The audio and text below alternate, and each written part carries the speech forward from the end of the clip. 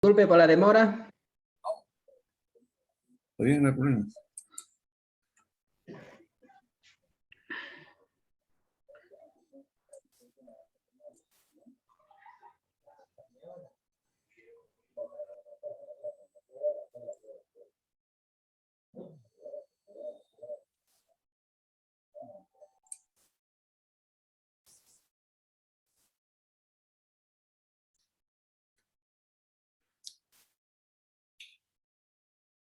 Bueno, empezamos la sesión de clase hoy día. Vamos a tratar de los elementos o aparatos que forman parte de los circuitos de automatismos eléctricos, ¿no? Esta parte es importante porque a la hora de representar un circuito de potencia o un circuito de mando, hay que saber o reconocer los elementos o aparatos que conforman los circuitos de automatismo, ¿no? El uso de estos elementos generalmente nos sirven para hacer un control de la maquinaria o de procesos industriales que los automatismos han sustituido generalmente a operadores humanos, ¿no? ¿Cuál es la ventaja? La ventaja es que hay una mejor calidad de trabajo del operador, hay una reducción de costos, ¿no? Hay flexibilidad para adaptarse a nuevos productos. Otra ventaja es la disminución de la contaminación y daño ambiental. Otra ventaja también es la racionalización y el uso eficiente de la energía, ¿no? Y de la materia prima, ¿no? Asimismo, aumenta en la seguridad de las instalaciones y de la protección de los trabajadores, ¿no? La desventaja es que para implementarlo se necesita de una cantidad considerable de dinero o de capital para poder implementar estos sistemas. Hay un decremento severo de la flexibilidad y hay un incremento en la dependencia del mantenimiento y reparación de estos equipos, ¿no?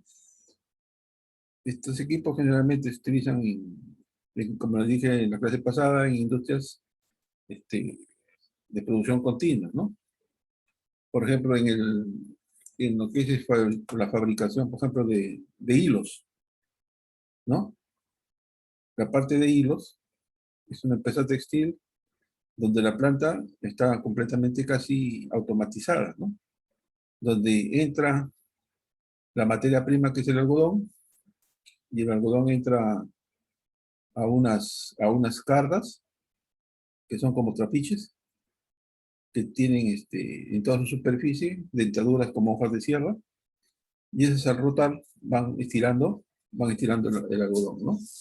Ese algodón pasa por una serie de maquinarias de proceso industrial, donde se va convirtiendo ese algodón que entra, se va convirtiendo en hilo, ¿no? Entonces, ese algodón generalmente lo retuercen, ¿no?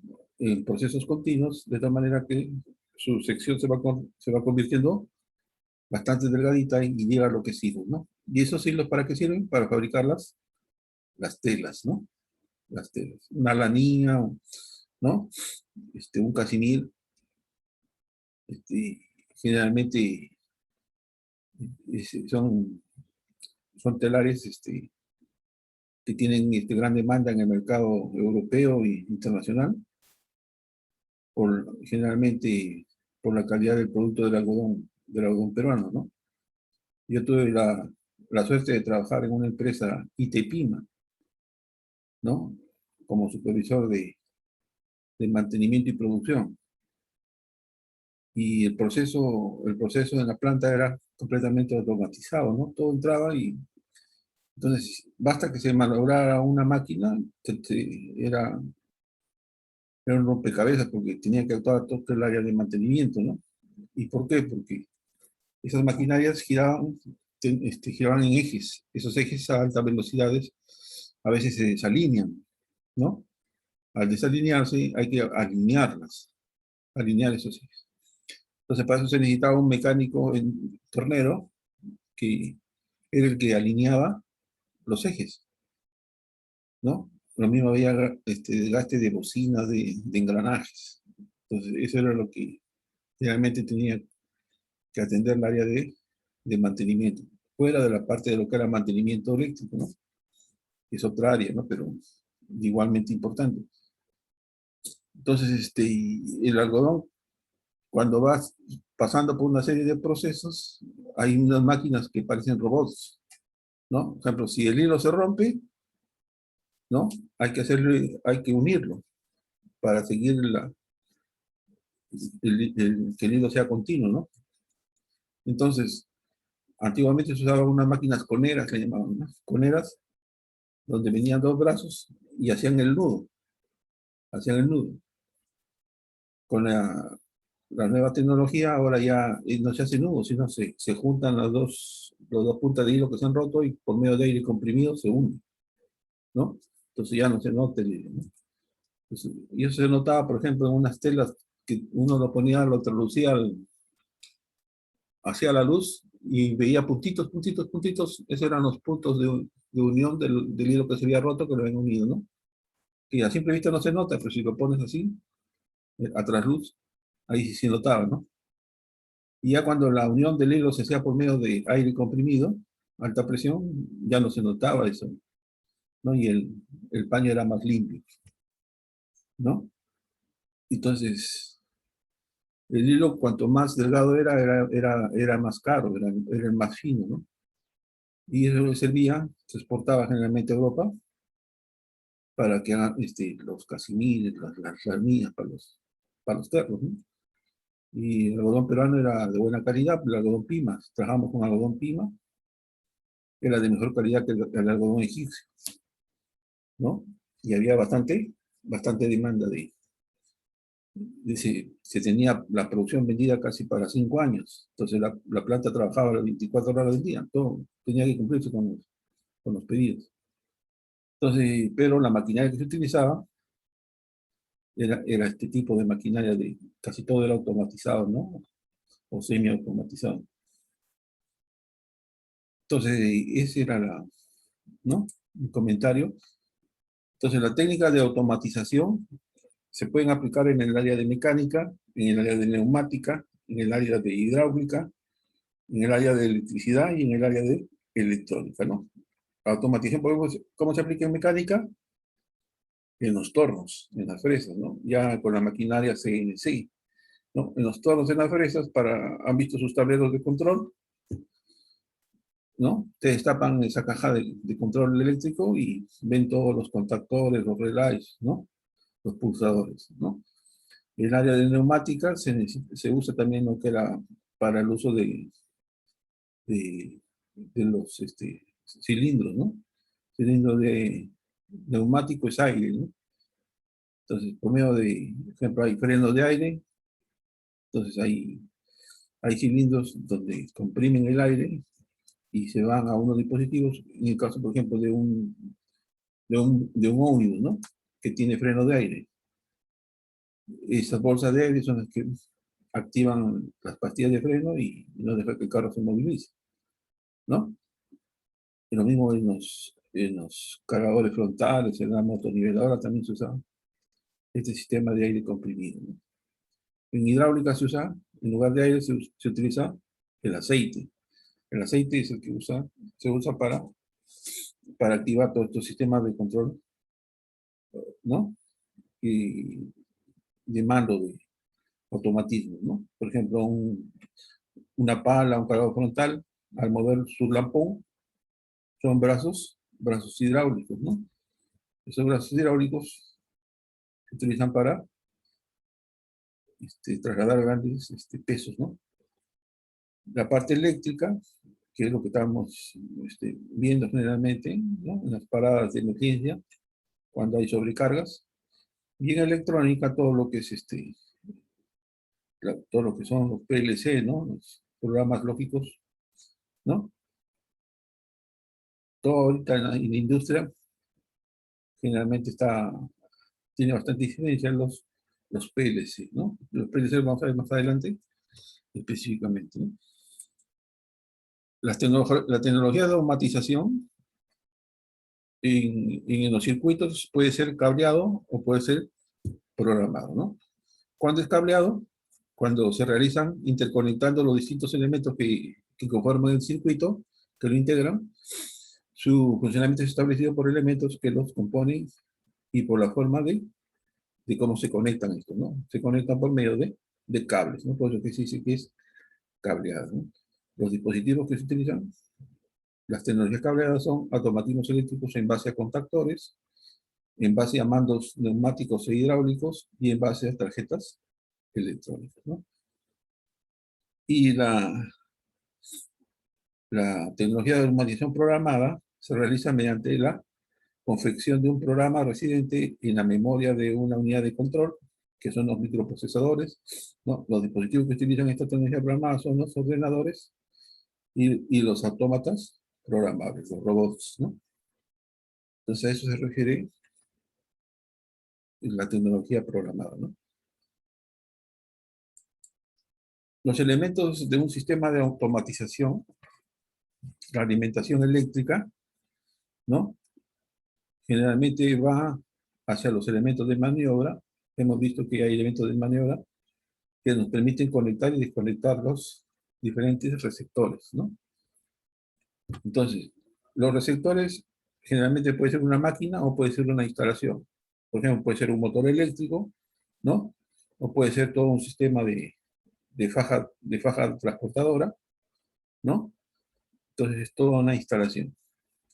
Y los elementos de control generalmente son la protección y la detección y el mando de potencia, ¿no? Y esto generalmente permite que haya una relación entre hombre-máquina, ¿no? Entre hombre-máquina. Por medio de estos elementos de control automático. La alimentación eléctrica generalmente se da por red monofásica y por red trifásica, ¿no? Por red monofásica generalmente es a 220, tenemos una línea activa, una línea neutra, ¿no? Y la trifásica generalmente está dada por 3 líneas activas y una línea neutra, ¿no? Generalmente pueden ser de 3 líneas de 220, trifásica, como también puede ser por una de 380 y 2 de 220, ¿no? Y generalmente es lo más común, ¿no? Entonces, según el país en donde se encuentren, varían estos valores de la tensión, ¿no? Por ejemplo, en Estados Unidos trabaja con tensión monofásica de 110 voltios, por eso que a veces hay equipos que vienen a 110 voltios, entonces hay que hacer un rebobinado ahí, y de alta tensión de 400 voltios, ¿no? En el Perú la alimentación es de 220, monofásica, o trifásica también 220, y una línea de 380, ¿no? Y también hay trifásicas de 220, ¿no? Donde todas las 3 líneas activas son de 220 y una línea neutra, ¿no? Por ejemplo, los tornos que tenemos en el instituto es trifásica 220. Se ha tenido que adaptar ahí porque los chinos mandaron con esa observación, ¿no? Si ustedes no tienen en cuenta esta alimentación, a la hora de instalar la maquinaria puede malograrse, ¿no? Puede volar por sobrecarga, ¿no? Entonces, dentro de los elementos de maniobra en un circuito de automatismo eléctrico, generalmente decimos que los elementos de maniobra son los conjuntos de aparatos que permiten establecer o interrumpir la corriente en uno o varios circuitos, bajo las condiciones previstas de servicios, sin daños para el dispositivo de maniobra y sin perturbar el funcionamiento de la instalación, ¿no? Entonces, estos aparatos son los seccionadores, son los interruptores, ¿no? Y tenemos otro aparato o elemento que es el contactor, ¿no? Este seccionador y estos interruptores no tienen poder de cortar la energía eléctrica, son manuales generalmente, ¿no? Y el contactor sí corta el paso de la energía eléctrica y generalmente son automáticos, ¿no? Seccionadores, interruptores, ¿no?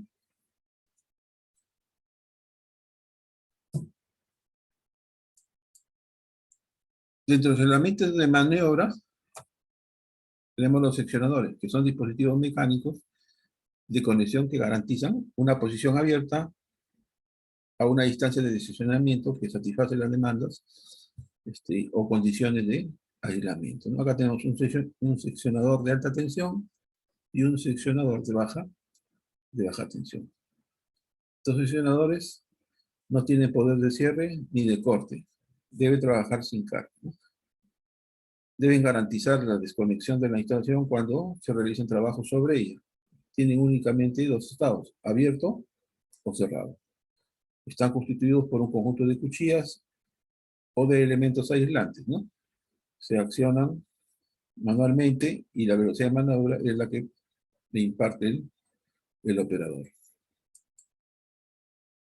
Otro elemento es el interruptor que estamos describiendo. El interruptor es un aparato mecánico de conexión capaz de establecer, soportar e interrumpir la corriente del circuito en condiciones normales, ¿no? Y en condiciones de que haya una falla, como el cortocircuito, ¿no? Donde actúa automáticamente, ¿no? Acá tenemos los tipos de interruptores, ¿no? Los tipos de interruptores que son de uso común, ¿no? El contactor también es un elemento de maniobra, pero un contactor es un dispositivo con capacidad de cortar la corriente eléctrica de un receptor o instalación con posibilidad de ser accionado a distancia, ¿no? Hay contactores electromagnéticos, hay contactores electromecánicos, hay contactores neumáticos y hay contactores hidráulicos, ¿no? Esos son los tipos de contactores según el área donde trabaja, ¿no? Su representación simbólica, en la que viene acá abajito, en la parte inferior, ¿no? Generalmente tenemos la bobina, se representa por letra mayúscula KM, ¿no? Tenemos los contactos principales y puede ir también un contacto auxiliar, ¿no? Que puede muchas veces ser normalmente cerrado o también normalmente abierto, ¿no? Para la elección de un contactor hay que tener en cuenta siempre las siguientes características. El tipo de corriente de la bobina, puede ser corriente alterna o corriente continua, ¿no? Las características del circuito de potencia, potencia en voltios, en caballos de vapor o kilowatts, ¿no? La tensión de operación, generalmente dada por el valor nominal, la frecuencia y el número de polos o contactos de potencia. Las características del circuito de control, tensión y frecuencia nominal de la bobina y el número de contactos de control o auxiliares normalmente abiertos o normalmente cerrados, ¿no? El tipo de maniobra que va a realizar puede ser de tipo de arranque, puede ser inversión o sentido de giro, puede ser de frenado en contracorriente y de apertura con el motor cuando ya ha arrancado, ¿no? La frecuencia de maniobra, generalmente robustez eléctrica y mecánica, ¿no? Y acá tenemos las diferentes categorías y sus aplicaciones, ¿no? Entonces,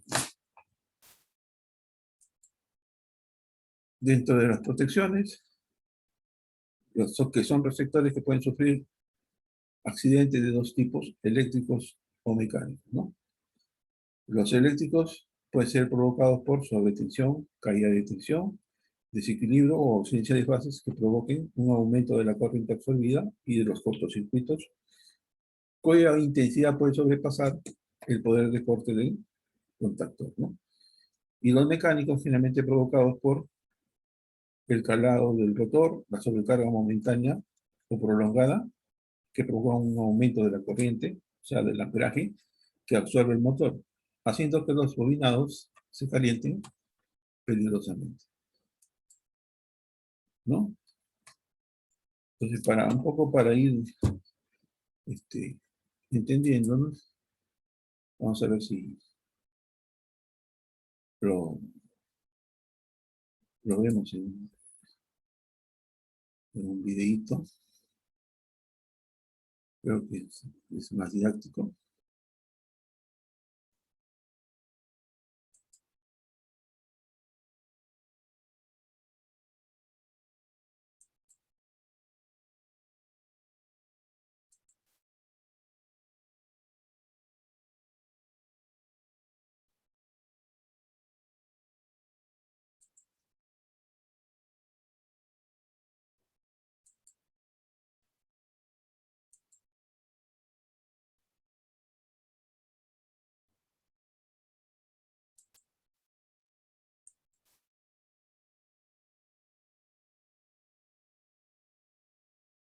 Que nos indica que este bloque de contactos, cuando nosotros lo pongamos, vamos a explicar brevemente algunas características típicas de los circuitos con contactores y automatismos. Como podemos ver, el contactor formará un bloque en el que podemos distinguir los distintos contactos principales. En este caso, por ejemplo, fijaros, los que irían a la red trifásica, que están señalizados como L1, L2 y L3, ¿Sí se ve? y T1, T2 y T3, que irán Sí, normalmente a profe. carga. Y Sí, en este caso profe. también hay un Bien. contacto auxiliar, que sería el contacto este, que es normally open o normalmente abierto, que podemos ir viendo ya como, por ejemplo, sería el contacto 13-14. Cuando terminan en 3 y 4, significa o indica que se trata de un contacto normalmente abierto. Si la cifra de las unidades hubiera sido 1 y 2, pues se trataría de un contacto normalmente cerrado, NC o normally closed. Bien, el símbolo, como ya hemos dicho, que nosotros vamos a ver es el símbolo europeo y tenemos que este sería la simbología de la bobina con sus dos terminales A1 y A2, que los podemos ver aquí, A1 y A2. De tal manera que aquí tendríamos que poner los cables de alimentación del contactor. Cuando nosotros alimentemos a la tensión de la bobina, el contactor, los contactos auxiliares en este caso, pues, y los contactos de potencia, los principales y los auxiliares, se cerrarán, puesto que en este caso están normalmente abiertos. Normalmente abierto es en ausencia de tensión en la bobina. Cuando haya tensión en la bobina, se cerrarían los 4 contactos. ¿Vale? Eh, Aquí podemos ver, por ejemplo, un contactor, en este caso, y un bloque de contactos auxiliares que se ensartará o se insertará en esta zona de aquí, de tal manera que quede enclavado mecánicamente con el resto del circuito. De tal forma que, dependiendo de que sean normalmente abiertos o normalmente cerrados, ya no solamente nos permitiría tener estos 3 juegos de contactos principales y este contacto auxiliar, sino que contaríamos con un segundo conjunto de contactos auxiliares que, como ya digo, pueden ser normalmente abiertos o normalmente cerrados. En este caso, se trata de 2 contactos auxiliares, pero podría llegar a ser, pues, por ejemplo, uno solo, 3 o 4 en función del bloque de contactos que vayamos a poner. Aquí tenemos ahora otro tipo de, en este caso sería un actuador, se trata de un pulsador. El pulsador lleva lo que es en sí el bloque del pulsador en sí y después lleva un bloque de contacto auxiliar que es realmente el que va a realizar la función. Como veis aquí en este caso, fijaros que aparece un 1 y un 2, que serían las cifras de las unidades, 1, 2 y el símbolo de normalmente cerrado. Aquí aparece NC de normally closed, por lo tanto sería un pulsador que está normalmente cerrado. Si no actuamos, los contactos del pulsador van a estar cerrados. Si pulsamos, abriríamos los contactos. Aquí tenemos otro tipo de pulsador, en este caso también se trata de fijaros de nuevo, 1 y 2 y el símbolo de contacto normalmente cerrado, por lo tanto estaríamos de nuevo ante un pulsador normalmente cerrado. Como vemos en la siguiente diapositiva, aquí se ve un detalle un poquito más cerca y efectivamente vemos el simbolito de normalmente cerrado.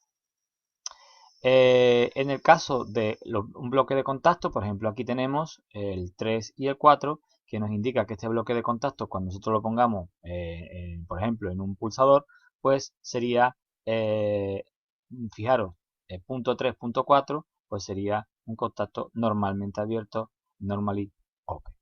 ¿Vale?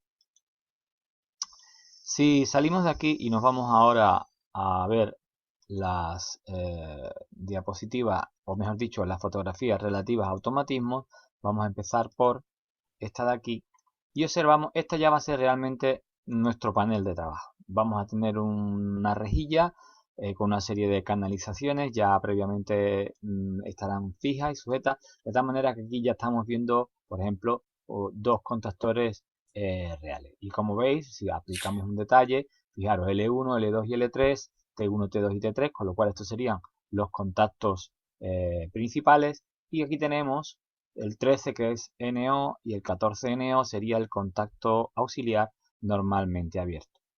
Si nos desplazamos hacia la derecha, aquí por ejemplo tenemos el mismo contactor, pero le hemos acoplado un contacto auxiliar, en este caso un contacto auxiliar normalmente cerrado, como veis, porque aquí aparece 1 y 2. Vamos a... Si le damos a la siguiente fotografía, lo podemos ver ahora desde una posición desde arriba, y vemos efectivamente como aquí estarían los tornillos que nos permiten fijar la bobina, y aquí tenemos los tornillos, el juego de tornillos que nos va a permitir conectar los distintos cables a la línea, a la red trifásica y a la carga. Aquí lo tendríamos desde otra perspectiva.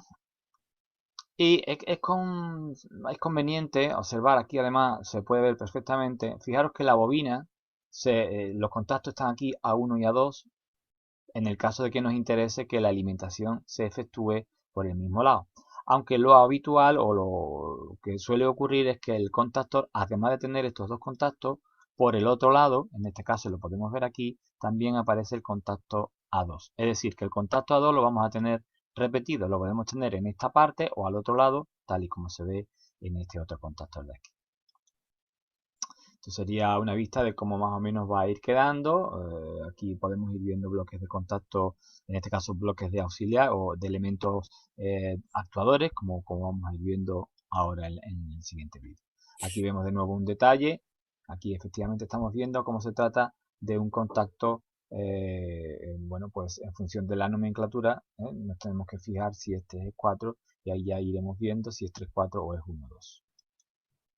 Esto sería el tablero con el que nosotros vamos a trabajar, visto en una cierta perspectiva, de tal manera que tendremos, por ejemplo, un pulsador de paro y en este caso dos pulsadores que serán los que nos permitirán, o bien si utilizamos uno solo sería un marcha paro, o bien si tenemos el caso de los inversores de giro, pues tendremos el paro y un actuador para el giro de un motor en un sentido y otro para el giro en sentido contrario. Aquí estamos viendo, por ejemplo, un bloque de contactos auxiliares asociados a un pulsador y efectivamente aquí se ve perfectamente que es un contacto normalmente abierto. Fijaros punto 3.4, recordar que 3.4 se utiliza para contactos abiertos y 1.2 para contactos normalmente cerrados, como podremos ver más adelante. Este, por ejemplo, observar que se trata de un contacto normalmente cerrado y por eso lleva el punto 1, punto 2. Y siempre asociado en este caso pues también a un pulsador. Esto sería un bornero, es decir, un conjunto de bornas en el que nosotros vamos a llevar los cables de alimentación de la red trifásica para posteriormente ir haciendo las distintas conexiones entre los elementos del circuito de mando y del circuito de potencia de nuestro automatismo. Aquí podemos ver perfectamente una distribución, lo voy a poner un poquito más grande para que lo podáis ver perfectamente, de tal manera que podemos ver como aquí tendríamos las bornas para alimentación de la red trifásica, la distribución de los contactores y en este caso la salida para alimentar el motor. Y como podemos ver aquí, pues por ejemplo, nuestros pulsadores con los distintos contactos auxiliares que nos irán haciendo falta. Aquí tenemos un detalle de cómo se van a ir interconectando y aquí tenemos un circuito ya pues totalmente montado con distintos, ya tenemos el cableado todo hecho. Esta sería la parte, repito, de conexión a la red trifásica y esta sería la conexión a la carga, en este caso, porque sería un motor, ¿vale? Aquí tenemos también otro detalle, ya estos son detalles de funcionamiento y de cómo van a ir funcionando. Con este vídeo pretendemos simplemente haber dado una visión generalizada de los distintos elementos que vamos a utilizar en nuestras prácticas de taller.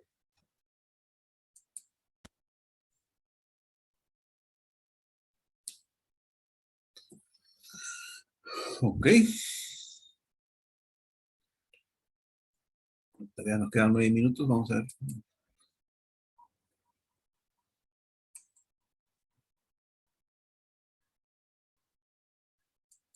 Y vamos a...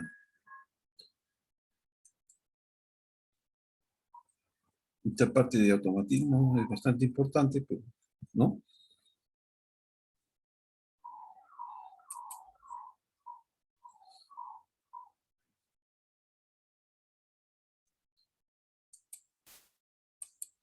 Vamos a ver otro componente que es bastante importante en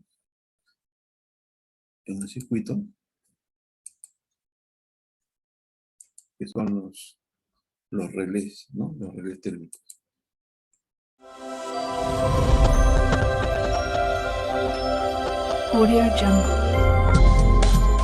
En este videotutorial verás qué es, para qué sirve, cómo funciona y cómo se ajusta un relé térmico. Mi nombre es Aurelio Cadena y esto empieza ya. Uno de los fallos más habituales en los motores eléctricos de accionamiento de los compresores son las sobrecargas, que se manifiestan por un aumento de la corriente absorbida superior a la nominal, provocando el calentamiento de los conductores y el deterioro de los aislantes.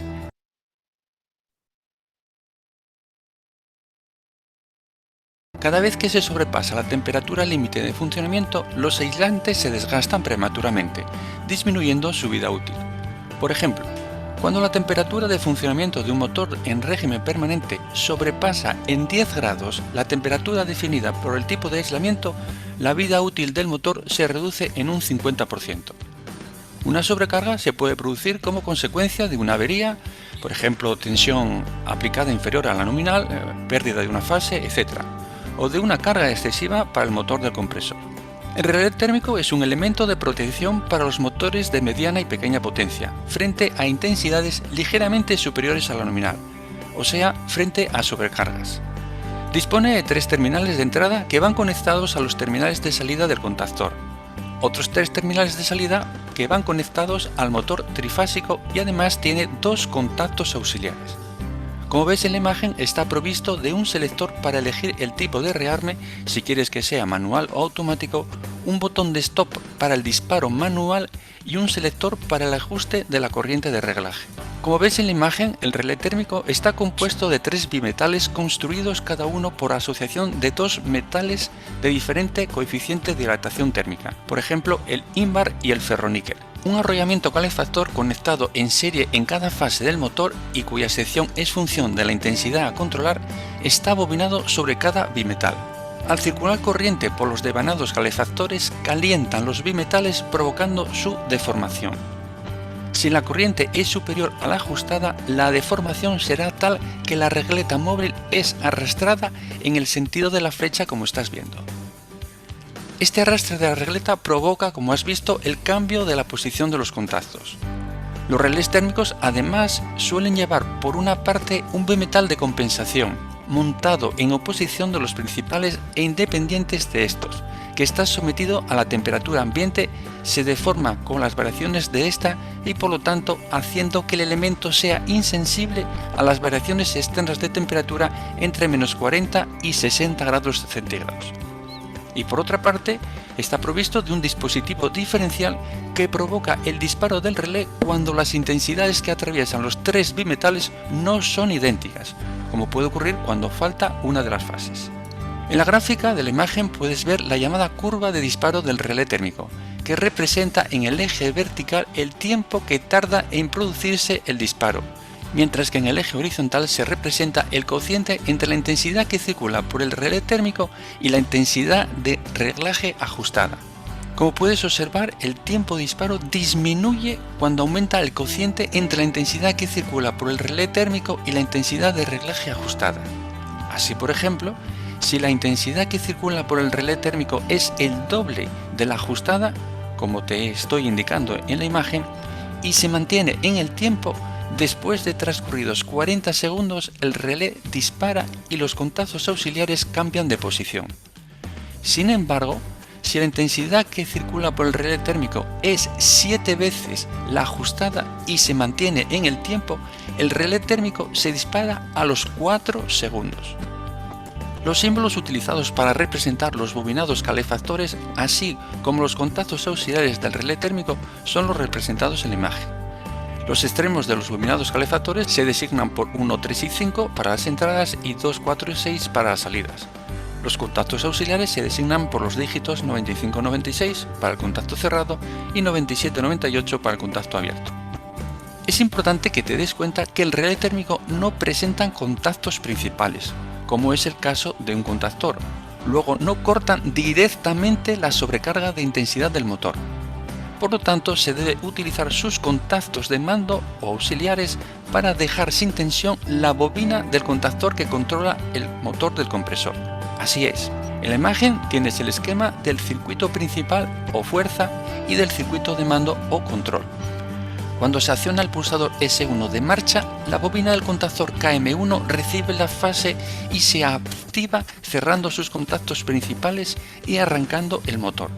Además, cierra su contacto auxiliar 13-14 de tal forma que al soltar el pulsador S1, la bobina del contactor sigue recibiendo la fase ahora a través de su propio contacto auxiliar y el motor se sigue manteniendo en marcha a pesar de que hayas soltado el pulsador S1. En el caso de una sobrecarga en el motor, al cabo de un tiempo se dispara el relé térmico y su contacto auxiliar, normalmente cerrado 95-96, se abre y deja sin tensión la bobina del contactor KM1 y el motor se detiene. Una vez el relé térmico se haya disparado, solo se podrá rearmar después de que los bimetales estén lo suficientemente fríos. También es posible detener el motor accionando el pulsador S0. Debes tener muy presente que el relé térmico constituye un método indirecto de protección, ya que opera en función de la corriente que el motor está absorbiendo y a partir de ella evalúa un determinado estado de calentamiento de los arrollamientos del motor. Por lo tanto, desconoce la temperatura a la que se encuentran los arrollamientos del motor del compresor. También puedes conectar a un motor monofásico un relé térmico tripolar. Sin embargo, para evitar la sensibilidad a la pérdida de una fase, debes conectar los terminales del relé térmico como ves en la imagen. De lo contrario, si dejas una fase sin conectar, se produciría el disparo del relé térmico por falta de una fase. El relé térmico siempre debe estar ajustado al valor de la intensidad nominal de funcionamiento del motor que aparece en la placa de características del compresor y nunca a un valor superior a la nominal. En la placa de características que ves en la imagen puedes observar que cuando alimentes al motor con 230 voltios, con sus 3 devanados conectados en triángulo, circulará por cada hilo de la línea trifásica una intensidad de corriente de 14,6 amperios. Por lo tanto, en estas condiciones, el relé térmico lo deberás ajustar al valor de esta intensidad, 14,6 amperios. En cambio, si este mismo compresor lo tienes conectado a una línea trifásica de 400 voltios, estarán conectados sus devanados en estrella, y la intensidad de corriente que circulará por cada hilo de la línea será de 8,4 amperios. En este caso, el relé térmico lo deberás ajustar al valor de esta intensidad, 8,4 amperios.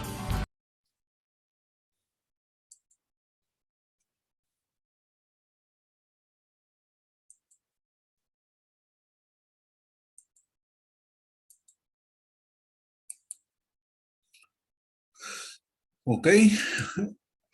Mañana continuamos con la descripción de los demás componentes que forman el circuito de automatismos eléctricos, ¿no? ¿Alguna pregunta? Todo entendido, profe. Entendido, profe. Ah, pues, mañana continuamos.